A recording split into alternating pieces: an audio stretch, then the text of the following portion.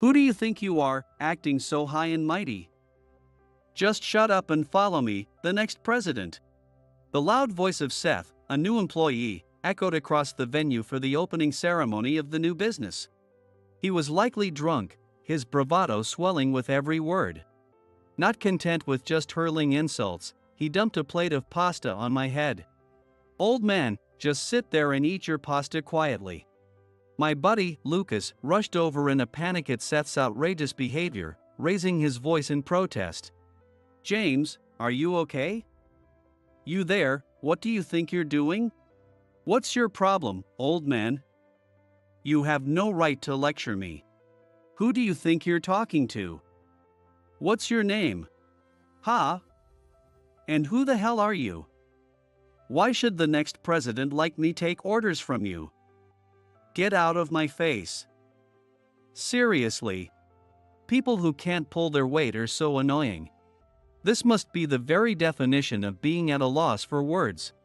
He's the next president? How on earth did that idea even come up? The next president? Who said that? I did, old man.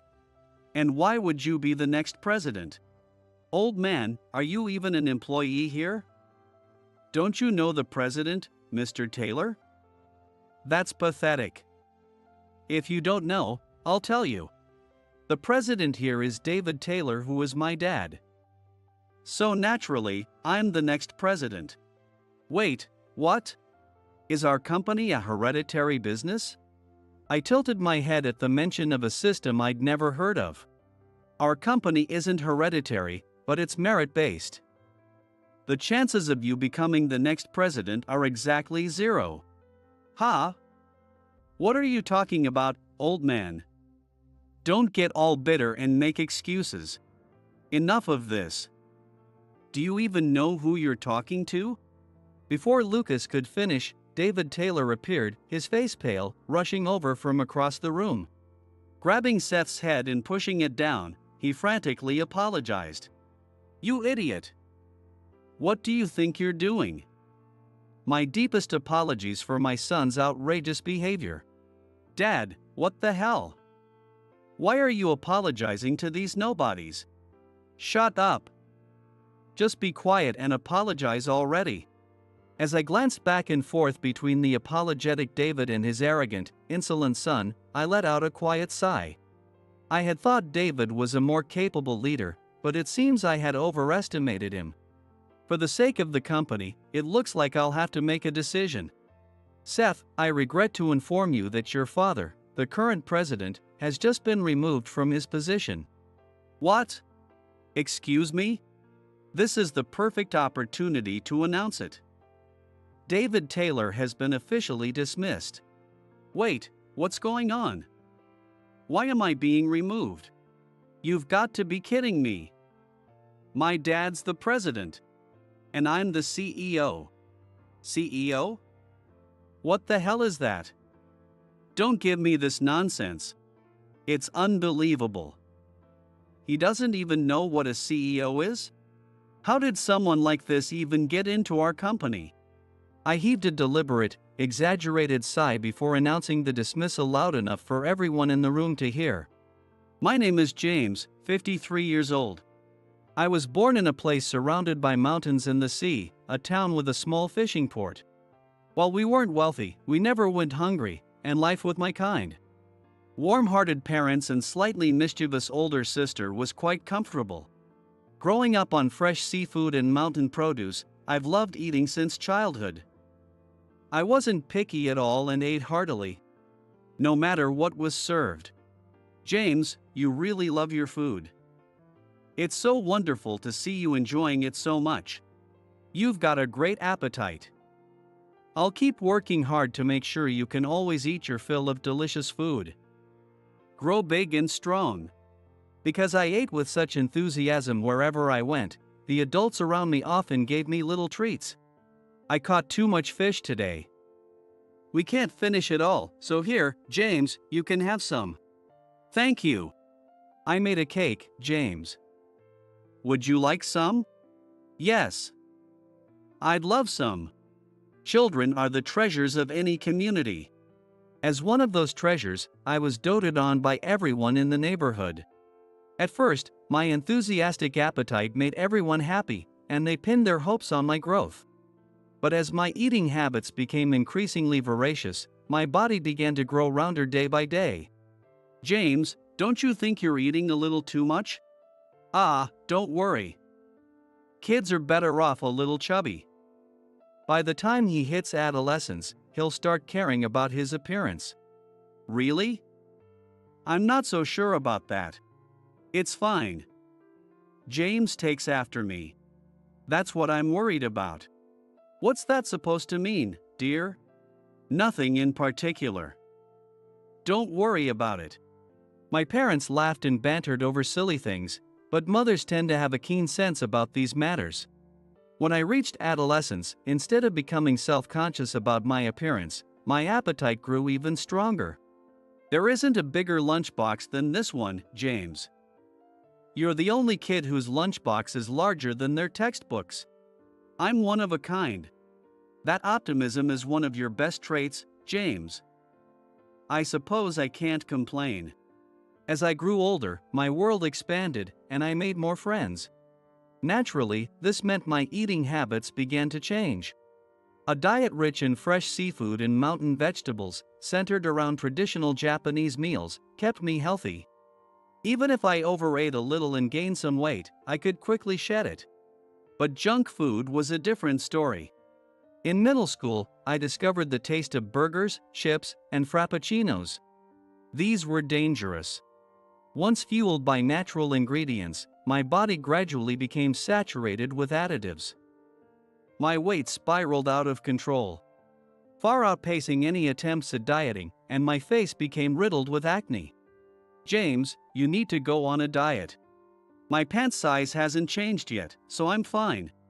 What are you talking about? The sumo team scouted you just the other day.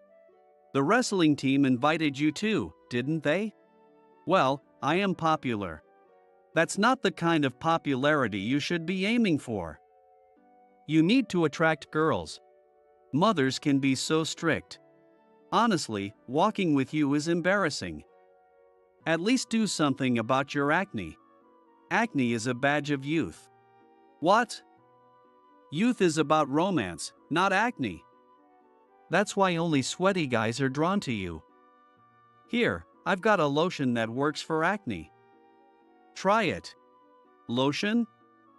That's kind of embarrassing. Your acne-covered face is way more embarrassing. Fine. Mom, can I have some allowance? I just gave you some last week. Don't you understand, Mom? A middle schooler's allowance disappears into food as soon as they get it. When you're young, you're always hungry. Eat as much as you want. But James, don't forget you're single-handedly raising this family's food expenses. Yes. Hearing all that, even I started to feel guilty. But that didn't mean I could stop eating. So, what should I do? If I couldn't stop eating, I could at least change how I ate. With that in mind, I began paying attention to avoid putting unnecessary things into my body. I had chicken nuggets with no sauce. I switched my order from frappuccinos to affogato. It might not seem like a big difference, but at the time, this was the best I could manage. When I started high school, I made new friends. One of them, Lucas, was a bit unusual. In the bustling classroom, he was always sitting alone, quietly reading a book.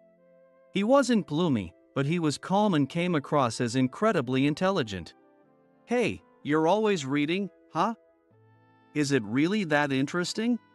I was too absorbed in playing and eating to care about studying or reading. So, I became curious about Lucas, who seemed like my complete opposite, and struck up a conversation. It's interesting. More interesting than all-you-can-eat food? What kind of comparison is that? Lucas smiled slightly, and it struck me how different he was from the overly serious, quiet image I had of him. He actually seemed approachable. So I kept the conversation going. What kind of books do you read? I don't limit myself to any particular genre. I don't want to close off possibilities. I just pick up anything that piques my interest. Even diet books? Have you finally decided to go on a diet? What? I felt a twinge of sadness, realizing that even someone I barely knew, like Lucas, was concerned about me. Isn't half your body made of cholesterol, James? It's not that bad. But yeah, maybe I'd like to slim down a bit. Are you serious? Kind of. If you're really serious, I'll help you. Really? But only if you're serious. If you're half-hearted about it, I won't get involved. Lucas was much more direct than I had imagined. I'd assumed he was a timid bookworm, but clearly, I'd been mistaken. Lucas, please guide me. I wasn't joking. At the time, I was seriously thinking about dieting but had no idea how to start and felt completely lost. If Lucas was willing to help me, maybe I could change. For the first time in my life, I decided to rely on someone else. Alright, starting tomorrow. What are you talking about? We're starting today. What? You want to lose weight, right? Yeah. Then let's go to the library. Sorry, but I already made plans with Thomas and the others today. Cancel them. What? From today on, no hamburgers. But we're going to karaoke. Soda's banned too. What? If you don't like it, I'm out. I'm so sorry. With my head hanging low, I followed Lucas to the library.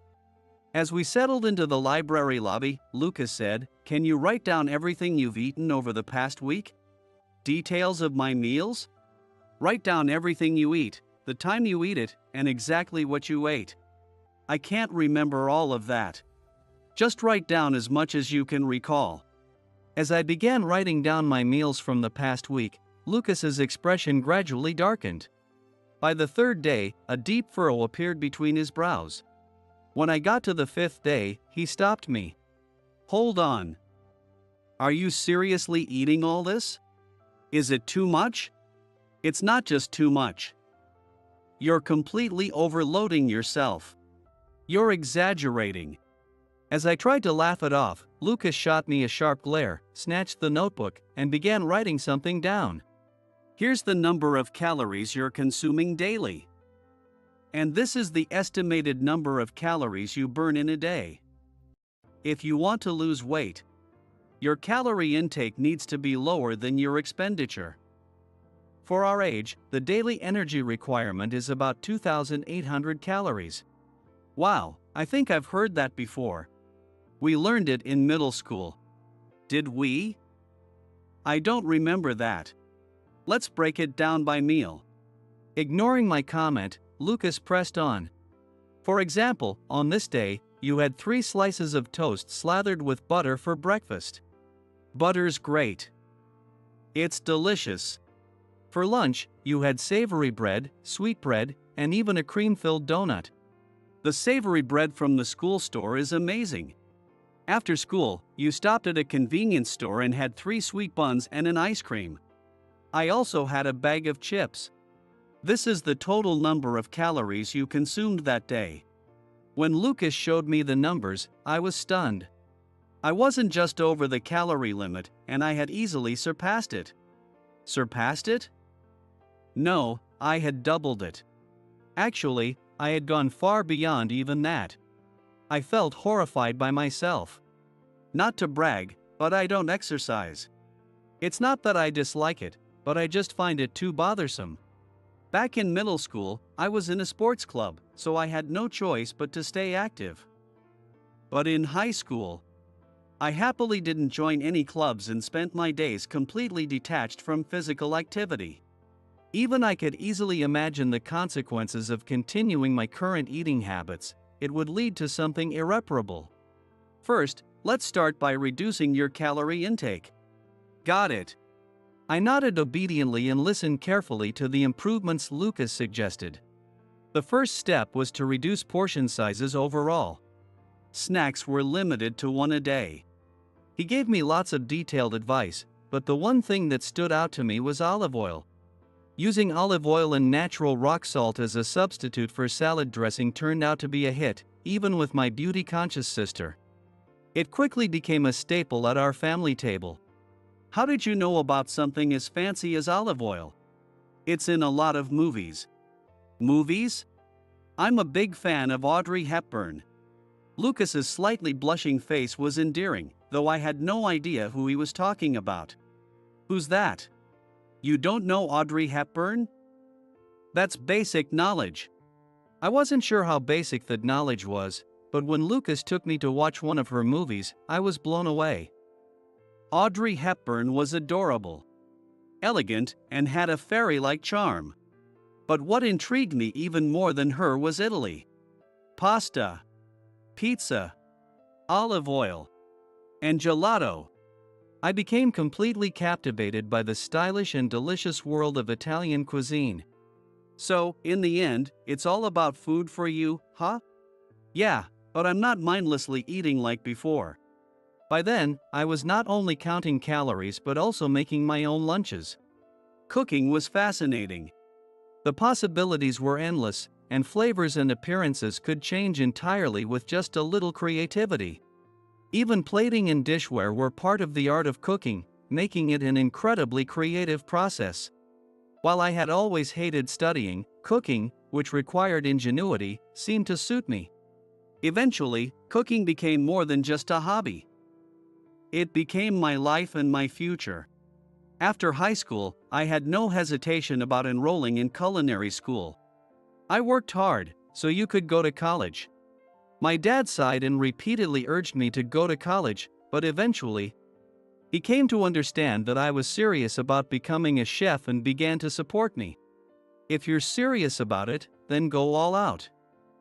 Forget culinary school, go to Italy. Well, I need to learn the basics first. What are you talking about? If you're serious, you should learn where it all began. You're right, but it still feels too soon. There's no such thing as too soon when it comes to chasing your dreams. His words made me happy, but I wasn't ready to head straight to Italy. I wasn't confident enough.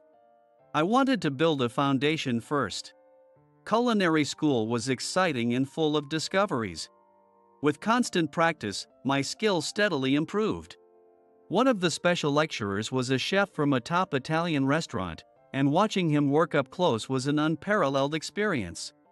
I became even more obsessed with cooking and utterly fascinated by the world of olive oil. The chef must have seen some potential in me, as he reached out with an offer. James, would you be interested in studying in Italy? At your restaurant? Of course. If you're willing, I'd love for you to work with me. As long as I can eat your pasta every day. Va bene. It was a somewhat impure motive, but I wasn't uninterested. More than anything, being invited by a top chef in Italy lit a fire in my heart. After graduating, I followed his invitation and set off for Italy to train. The training was grueling and rigorous, but my friendship with Lucas kept me going.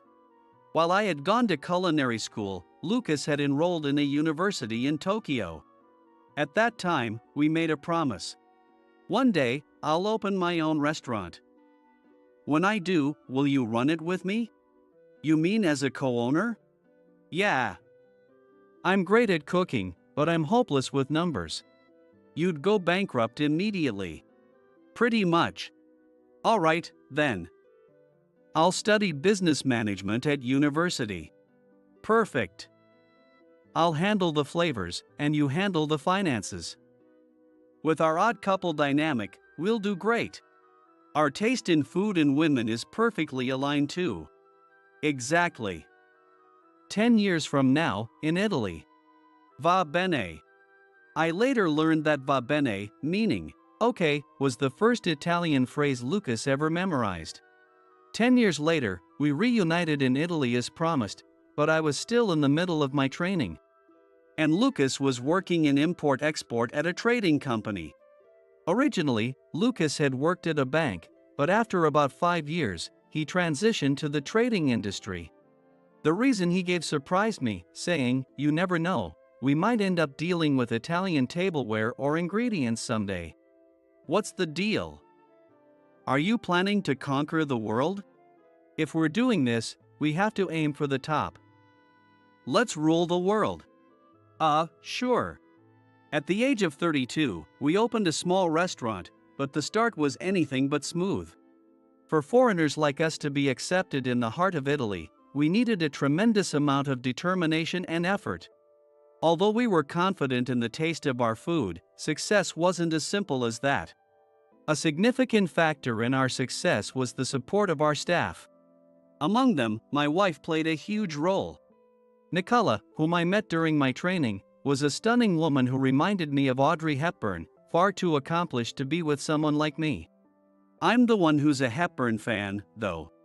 She may look like Audrey, but she's not Audrey. Too bad for you. Yeah, Audrey was like a fairy, wasn't she?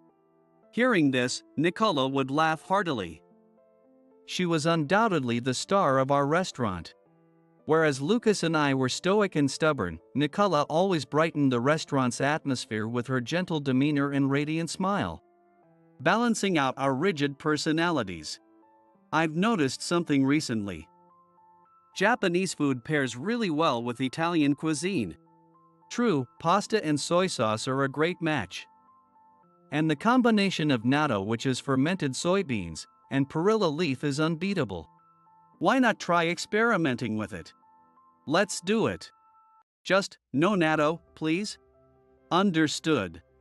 With Nicola's advice, we incorporated Japanese flavors into our Italian dishes. The result was a hit, and our restaurant gained a modest but growing reputation locally. Before we knew it, the business expanded, growing into a holding company with its headquarters in Italy and several subsidiaries under its umbrella. 8 years ago, we opened a branch in Japan and appointed Lucas as its president. However, it wasn't long before Lucas approached me with a request. I'd like to step back into a behind-the-scenes role. Who's going to be the president, then? There's someone I have in mind. Unlike me, he's sociable and highly trusted by the employees. I think he'd be excellent at motivating the team. If you're confident in him, I'll trust your judgment. Taking Lucas's advice, I appointed David Taylor as the president. David was known for being thoughtful and considerate, and is one of the founding members of the Japan branch. He had been Lucas's right-hand man from the beginning. With someone like him in charge, there was no reason to worry. Lucas's decision to step back was to focus on a new venture. Our restaurant and the Italian gourmet goods shop we operated were both doing well, but we wanted to try something new.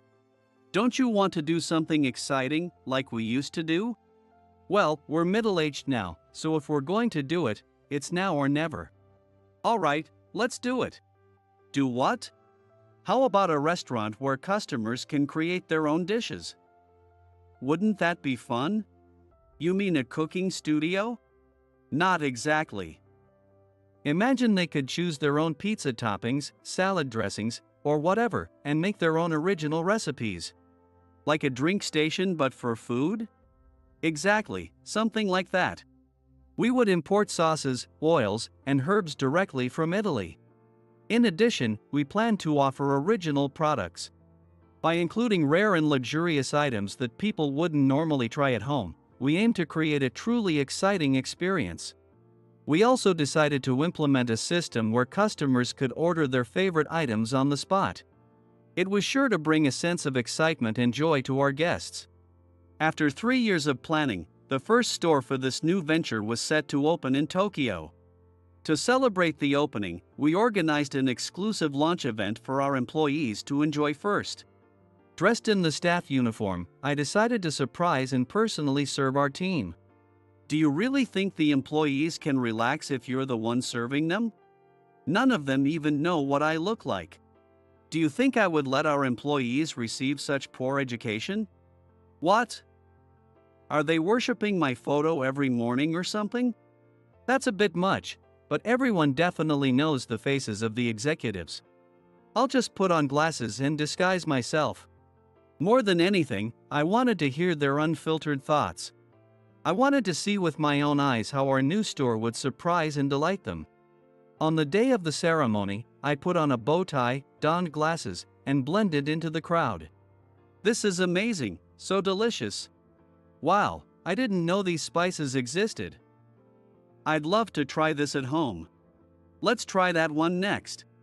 The employees were chatting excitedly, enjoying themselves without a care for the serving staff. Watching them eat delicious food and happily customize their dishes, all with radiant smiles, filled me with joy. This is a success, I thought to myself, grinning.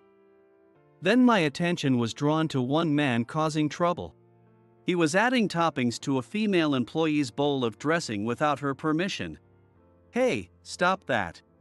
It looks better with this added. Don't mess with my food. I'm just helping out. You're being rude. You're the one being rude. The man, likely drunk, continued to smirk and pester her relentlessly. I couldn't just stand by and let it happen. Excuse me, you need to stop bothering her. Ha? Who are you, old man? She clearly doesn't like what you're doing. Shut up. Why don't you stick to serving food or something? I don't take orders from you. Who do you think you are, acting so high and mighty? Just follow the orders of the next president, me. The next president? Who's that supposed to be? Me, of course. I'm Seth. I recognized him. He was one of the new employees who had just joined this spring. I haven't heard anything about that. You're part of the company, aren't you? If you don't know me, you're a fake. You're fired. Seth's loud voice echoed across the venue. He was clearly drunk and emboldened by it. Not content with just shouting insults, he dumped a plate of pasta on my head. The impact knocked my glasses to the floor. Old man, just shut up and eat your pasta. Well, at least it was chilled pasta. The cool, al dente pasta brushed against my cheek. Seth's outrageous behavior startled my buddy, Lucas, who rushed over. James, are you okay? What do you think you're doing? What's your problem, old man? I don't need your lecture. At that moment, Nicola ran over as well. Darling, what happened? You're covered in pasta. I'm fine, don't worry. Just as Nicola offered me a handkerchief, Seth grabbed her hand. Wow, you're gorgeous. Forget this old guy, come have a drink with me. Let go of me. How rude. Wait, what? What are you saying? I don't understand. That angry face of yours isn't bad either. Let go of her. Shut up. Don't get in my way. Who is this man, anyway? Don't worry about this washed-up old man. Let's go. Nicola, visibly agitated, was speaking in Italian, but it seemed Seth didn't understand a word of it. He didn't even notice that Nicola was referring to me as my husband. What's with your attitude? What's your name? Ha? Who the hell are you? Why should the next president like me have to take orders from you? Don't come near me.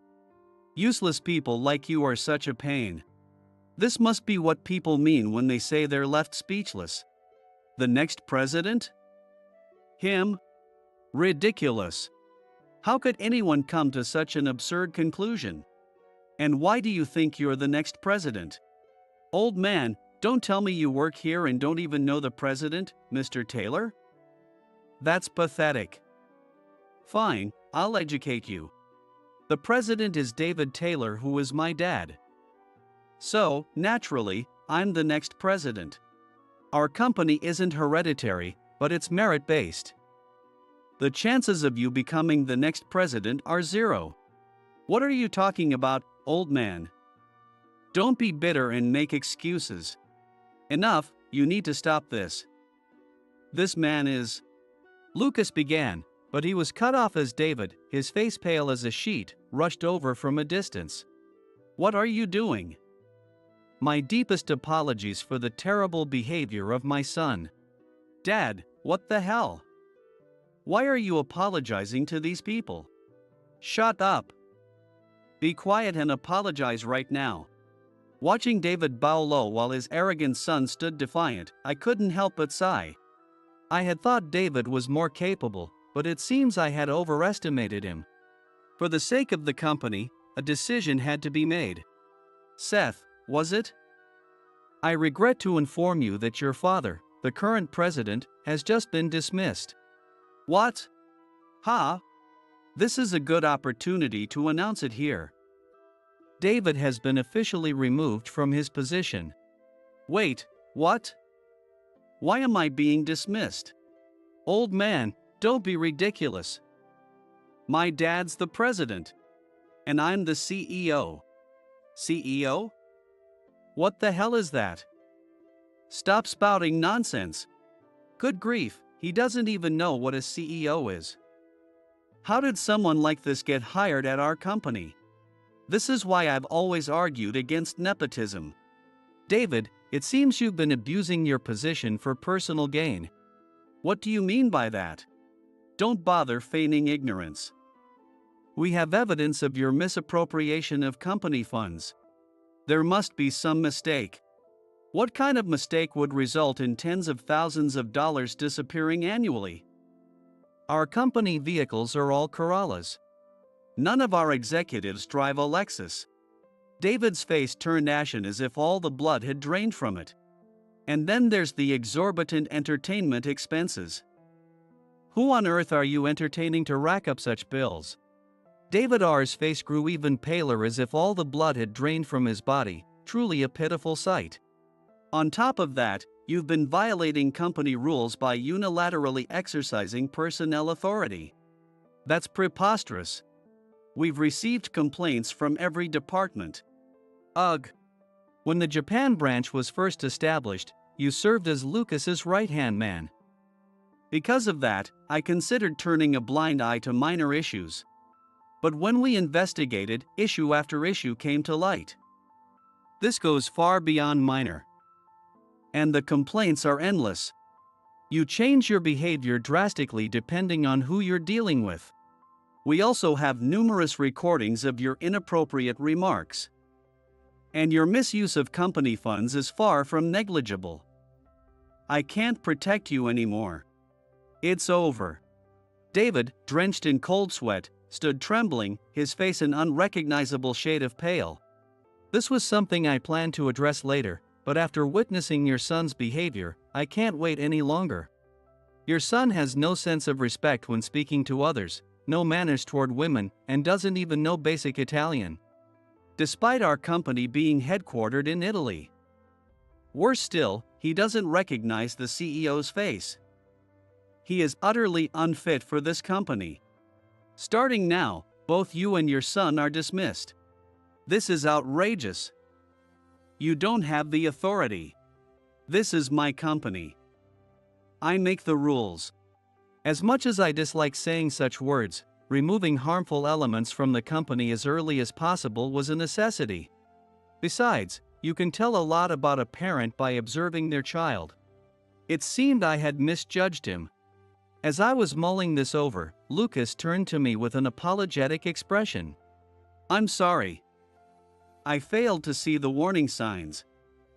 It's my fault for recommending him for president and causing this mess. As his superior, I take full responsibility. I'll resign from my chairman position. That's unnecessary. No, it's my duty. Lucas is a stubborn guy. Once he's made up his mind, there's no changing it.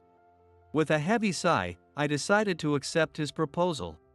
All right, you'll step down as chairman. Lucas, you'll take on the role of U.S. operations head starting next month. I'll issue the official order soon. Ha! We're opening a new store in Las Vegas. You'll transfer there as an advisor. Wait, what? I just told you I'm resigning to take responsibility. Exactly, so you're being demoted to Las Vegas. How is that a demotion? You're being removed from the chairman position and transferred to our Las Vegas branch. How about it, branch president? I turned to the person already appointed as the branch president for our Las Vegas office. He quietly murmured, "He's very reliable," and gave a firm nod. There you have it. Lucas, do your best. Not you too, Nicola. The employees who had been watching the exchange erupted into enthusiastic chatter. Congratulations on your transfer to the US. Bring us back some souvenirs. Let's have next year's company trip in Las Vegas. Amid the lively laughter, Seth and David stood dumbfounded, watching the scene unfold. Oh, you're still here? The termination notices will be sent out tomorrow. Leave now. They seemed too stunned or perhaps too weak to move. With no other choice, I called security. Please escort these two out. Tonight's party is for employees only. As the father and son were escorted away by security, the light in their eyes had completely faded. Perhaps this experience will teach them a lesson, and they might find a different future. But that future isn't here. There is no place for them in the future of our company. Let them strive in a separate world, one that will never intersect with ours. With that thought silently echoed in my mind, I turned back to face my employees once again. Sorry for the unsightly scene, everyone. Let's start fresh. First, you need a change of clothes. Even for an Italian company, pasta isn't something you wear. Oh, right. Pasta is meant to be enjoyed, not worn. Perfect timing. We had matching outfits tailored for today. Let's put them on. Great idea. I'll get changed. When Nicola and I returned to the venue in our new outfits, the energy in the room soared. Nicola's dress was stunning, so much so that she was absolutely mesmerizing. She truly embodies the perfect image model for our company. Nicola, who once served as the charming face of our small restaurant, has now become a thriving influencer. She has made immense contributions to our company's PR efforts. Her warmth and beauty are sure to win over Las Vegas in no time. I must say, the decision to transfer Lucas to Las Vegas couldn't have worked out better. Here's a little secret: Nicola and I have a son who works in the Las Vegas showbiz industry. With Lucas nearby, I'll feel more at ease, and it will give me more opportunities to visit under the guise of inspections. I hope this will serve as a small gesture of gratitude to Nicola for everything she's done to support us. In this regard, I owe a bit of thanks to those two troublemakers for their perfectly timed intervention. How about making next year's company trip to Las Vegas? That sounds wonderful. Wow, Las Vegas? I can't wait already. We just trimmed unnecessary expenses earlier. Cut me some slack. Fair enough, my apologies. Seeing Lucas scolding us with that adorably serious expression made us burst into hearty laughter. With the dead weight gone, we're free to move forward. First stop, Las Vegas. What's next? Ideas are bubbling up endlessly, and we're full of energy and enthusiasm. Lucas, what's the next step? I'd like to explore a completely different world. Movies, maybe? Sure, that could be fun. Then let's start with a deep dive into the Las Vegas showbiz scene. Of course, it always comes back to Las Vegas. We're not stopping anytime soon, so we'll keep searching for the next exciting challenge. After all, our journey is about bringing smiles to people's faces and filling stomachs worldwide. Today and every day, let our spices brighten your table. Enjoy your one-of-a-kind customized menu and have a dazzling day.